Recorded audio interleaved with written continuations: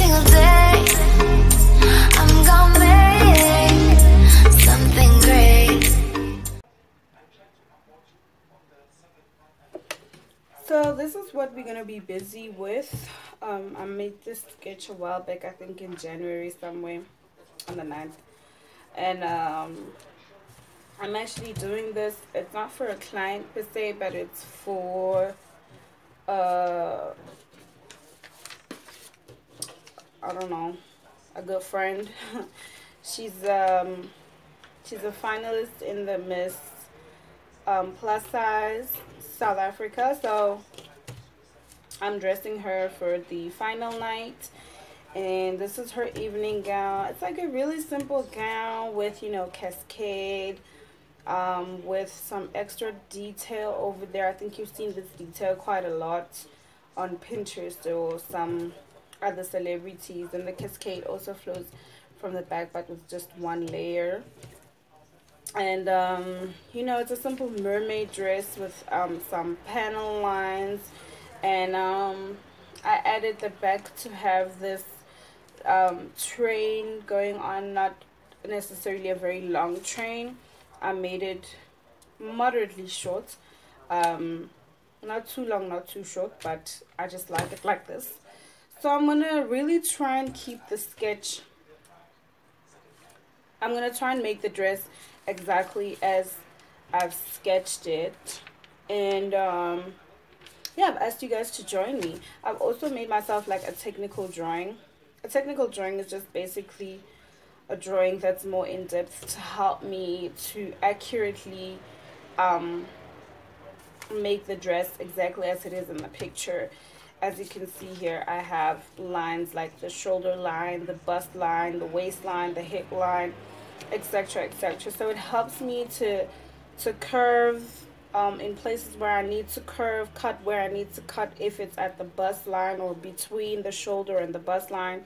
You don't have to do this, you don't have to know about this.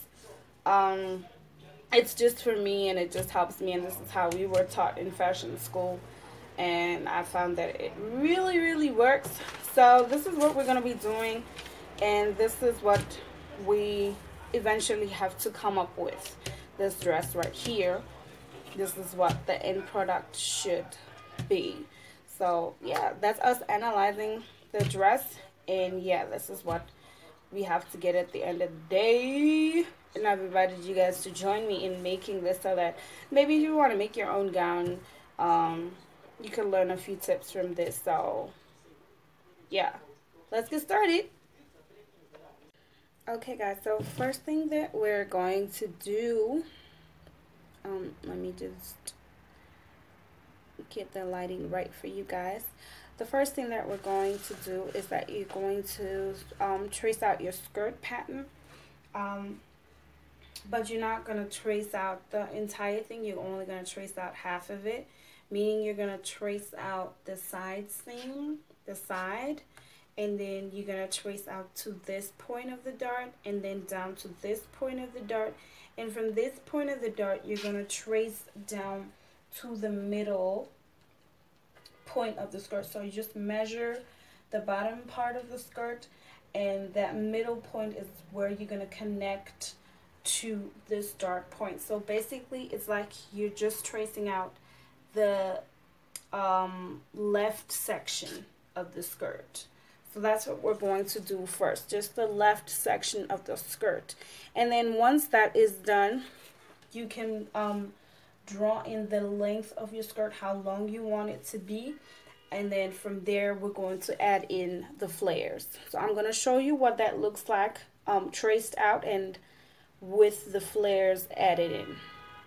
So this is what mine looks like. That's where the dart point is, that's the other dart point, and that's the side of the skirt. So this is where the skirt cuts, and from there I added in my length up to how long I want the skirt to be, and then I added my flare. Now to add the flare, what I did was, I really want you guys to see, my lighting is horribly bad, I'm so sorry for that.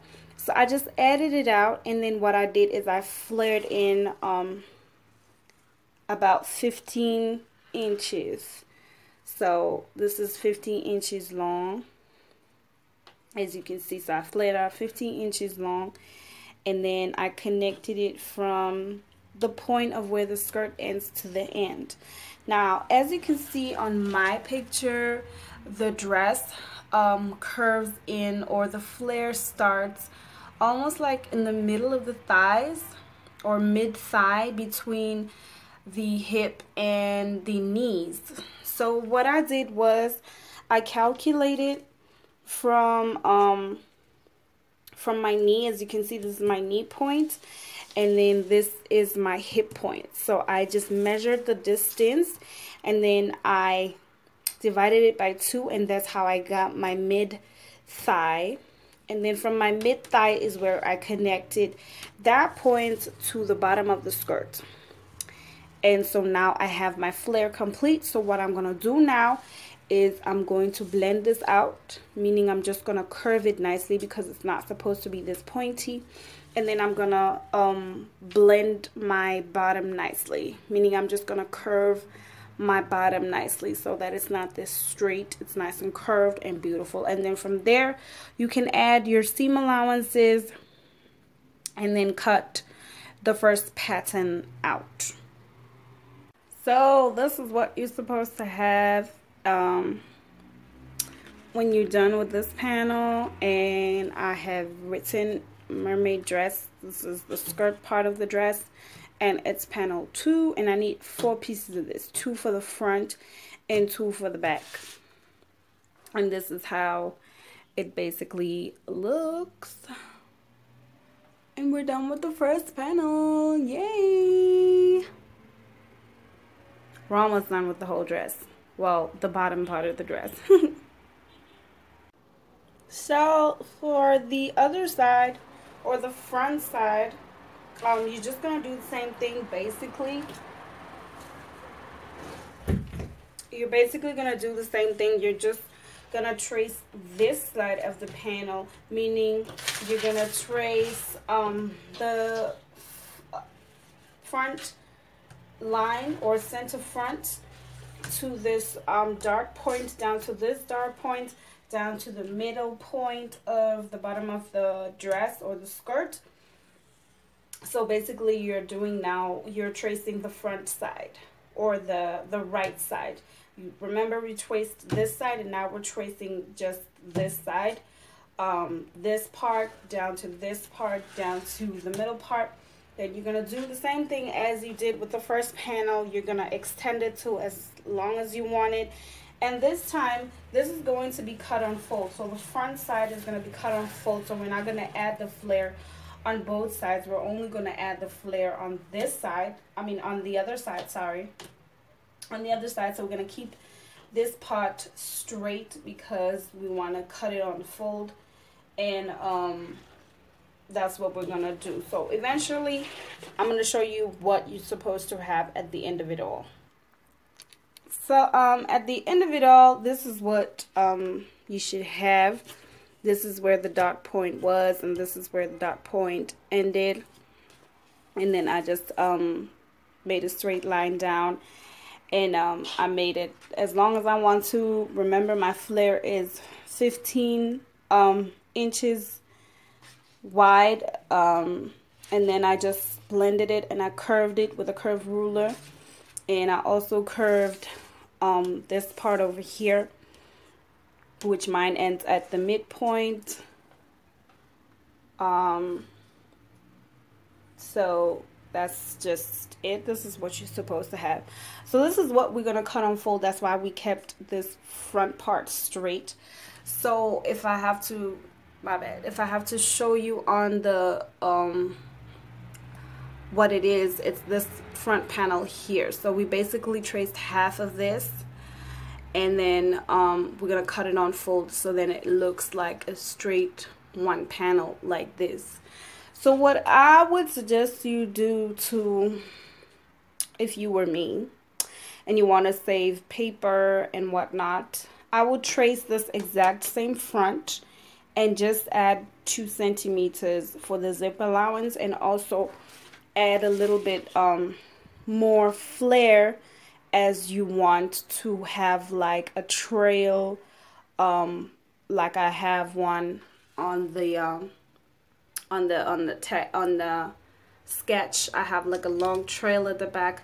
So I'm gonna trace the same front part, and then I'm gonna add 2 centimeters from the center back for the zip allowance, or if you want to do loops, you could do loops. And then I'm going to add more flare at the back because of the train. So we're going to do that. And then I'm going to show you what all my patterns look like. I hope I explained it well. It's not that difficult. It's quite easy and simple. I just hope I explained it in a way where it is that easy and simple, and where you guys completely understand what I mean. But other than that, that's that. So I just finished the back panel. Like I said, you just trace out this front panel that we did. You trace that out. And then what I did was I just added 2 centimeters for the seam or the zip at the back. And then also what I did is, to make myself the train, I extended from my length, I extended further down about 10 to 15 inches. As you can see, I had to add paper because I ran out of paper at the bottom. And then I connected that to that. That is going to still connect to the side seams, but at the same time the other part is going to extend out, so it's going to give me that train effect. I didn't want it to be too long, so I just made it about 15 inches, and then I connected it and I curved it out, so when it's together it's going to make like a really beautiful curve. But at the end of the day, this is what you should have, along with 2 pieces. This front piece over here, and then the side piece, which you're gonna cut for the front and the back. So you should have about 3 pieces of this. I think I should put them all together on one table. But you should have 3 pieces, which is this piece over here, which is the front piece that you're going to cut on the fold. Then you should have this piece over here, which is the side panels. You're going to have 4 of those. And then last but not least, you should have this piece over here, which looks like the front piece. However, it is the back piece that we traced from the front piece. And this should have, as you can see, if I lay them together like this, you can get to see that the length of the train is not the same. It's the same length there, but it's not the same length at the train, so it's gonna be an extra train over there, and it's gonna look lovely. So these are the 3 pieces that you should have. And I hope you wrote out your cutting instructions over there so you can know how many to cut of each. Other than that, I hope this was nicely detailed for y'all, and I explained it well, and that you understand what is it that you have to do. Otherwise, I'll see you in the next video when we sew it together. Ciao.